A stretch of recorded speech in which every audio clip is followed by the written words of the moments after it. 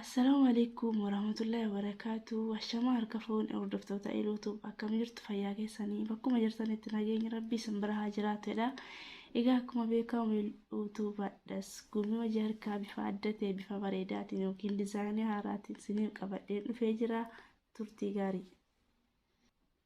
Egaa hojii keenya irraatiif kanan qabadhee dhufe kirrii bifa kanaa. Kirriin kun furdaadha. Kirooshiin kus kirrii furdaadhaaf 2.25 fayyadama isiniin jedheera.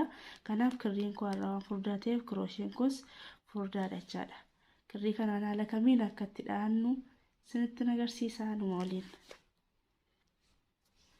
Egaa akkuma beekamu jalqaba sansalataan hin jalqabaa yoon fedhes quba kootti haala kanaan amma kana godheetan jalqabuu nan danda'a.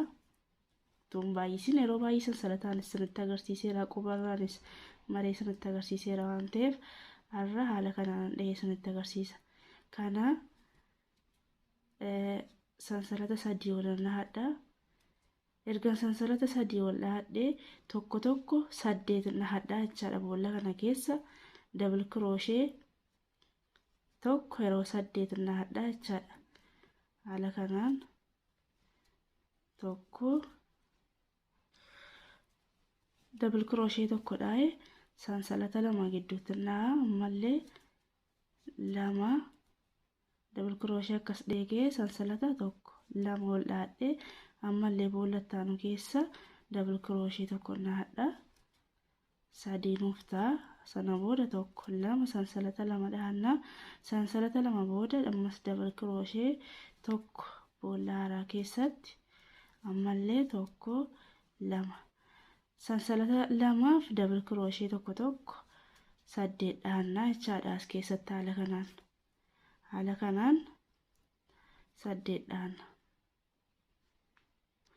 Tolee erga 8 dhahannee sansalata lama dhahannee asirratti bakki tirfiin hin jira. Bakka sana akkas wal jalaa bunnee duuchanna. Sana booda sansalata lama dhahanne kana irra keessa jalqabaas double crochet 3 wal dhahannee haala kanaan wal qabsiifannaa jechaadha. Tolee erga akkas goonee gadi qabnee sii kanaas keessa double crochet tokko akkas godhanna.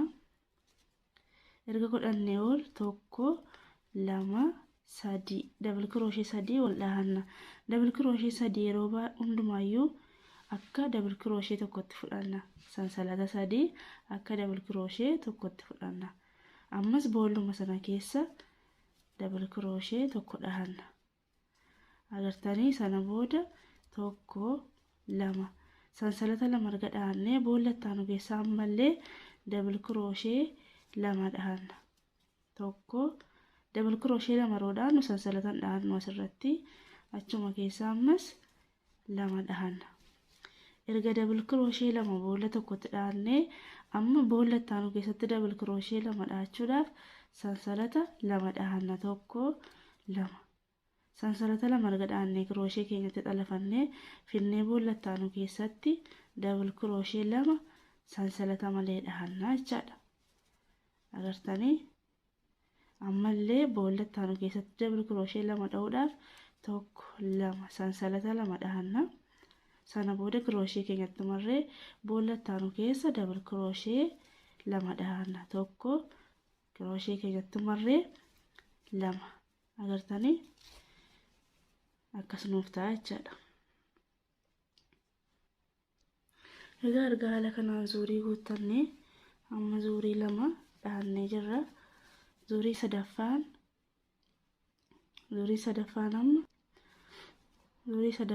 immoo sansalata keenya dhahannaa tokko lama sadii sansalata 3 dhahannaa jechaadha. Amma akka nu jiraan golbanneef jalqaba sansalata lama akka guddisaa deemnu sansalata dabalachuun barbaachisaadha jechaadha. Erga akkas goone amma jalqaba lama dhahanee dabalfanneerra amma kan sadaffaa irratti lama dhahanne sanarratti 3 dhahanna. Tokko bukkeedhaan akkas dhahanna. Sana booda sansalata ta'uun godhin walakkaa lama dhahanne sana keessa tokko akkasitti baafanna. Sana booda ammas bukkee asiin illee tokko baafanna. Akkasitti meeqa nuu ta'a? 3 nuuf ta'anii jechaadha. Tokko lama sadii sansalata sadii erga dhaannee ammallee finnee ammallee erga sansalata keenya dhahannee finnee asuma keessa ammas sadiuma dhahannaa jechaadha. Bakka jalqaba lama lama dhahanne tarkaanfanneerra sadii dhahanna. Sansalata keenya godhachuun dagannu ammallee kan itti aanu keessa sadii dhahanna jechaadha. Haala kanaan daddabalataa deemna jechaadha. Jalqaba tokko tokko dhahannee sana booda lama marsaa sadaffaatti sadii dhahanna. Tole kunoo ammas zuurii guutee taniin jira. Zuurii meeqaffaa? Afuraffaa haala kanaan guuteen jira jechaadha. Erga haala kanaan guutee amma zuuriin afuraffaa haaluma sanaan afur dhahannee sadii waan dhahannee jirruuf bukkee kanaan tokko dabalanna. Sansalata keenya dhahachuun dagannu ammas bakkuma sadii dhahanneerra irra keessa isaarra dabal kirooshee tokko tokko dhahannaa jechaadha.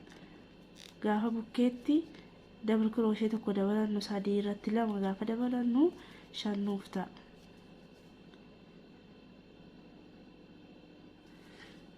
Agartanii haala kanaan 5 nuuf ta'a jechaadha.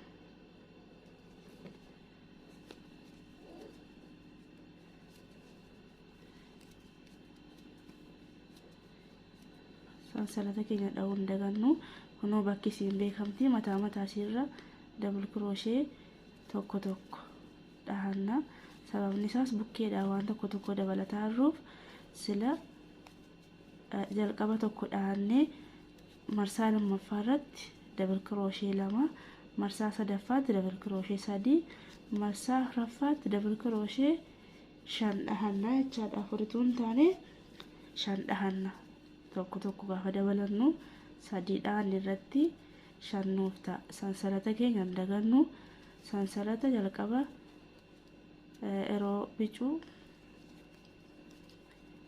sansalata sadii dhahataa turre akka nu jalaan golbanneef sansalata 4 godhataa deemna jechaadha. Dhoobsi kun baay'ee tokko salphaadha.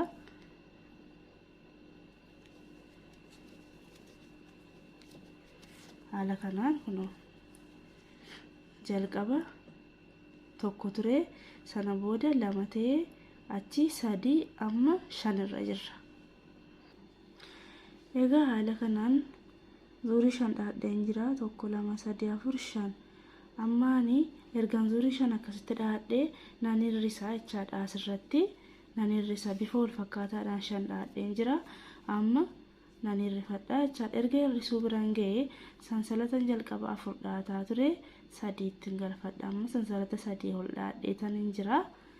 Sana booda kunoo bakka sansalata 4 dhahadhee dabarfadhe irratti dabal kirooshee tokko haala kanaan fudhadha jechaadha.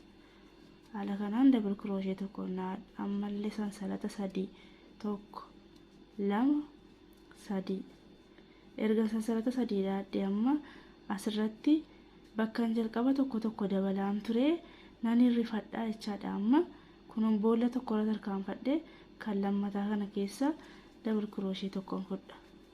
Sababni isaas bakkaan jalqaba bukkee lachaniin tokko tokko dabalaa ture amma immoo bukkee lachaniin tokko tokko nan qannafadha jechaadha.